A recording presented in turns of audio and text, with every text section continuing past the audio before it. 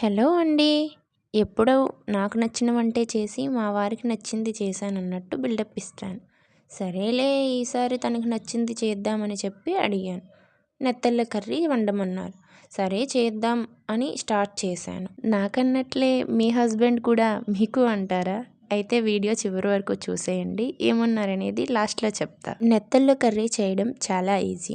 ముందుగా కడాయి పెట్టుకొని నెత్తళ్ళు 3 to 4 minutes దోరగా వేయించుకొని వేడి నీటిలో నానబెట్టుకోవాలి.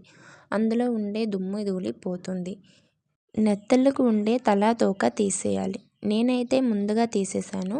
ఇప్పుడు స్టవ్ ఆన్ చేసి కడాయి పెట్టుకొని 2 టేబుల్ స్పూన్ల ఆయిల్ వేసుకొని అది కొంచెం హీట్ అయ్యాక జీలకర్ర వేసుకొని కట్ చేసిన ఒక ఉల్లిపాయ 2 మిర్చి వేసుకొని అవి కొంచెం వేయించుకున్నాక కొంచెం కరివేపాకు వేసుకొని అందులోనే అప్పుడు ఫ్రెష్గా దంచిపెట్టుకున్న అల్లం వెల్లుల్లి పేస్ట్ వేసుకొని 2 to 3 minutes వాసన పోయే వరకు వేయించుకోవాలి.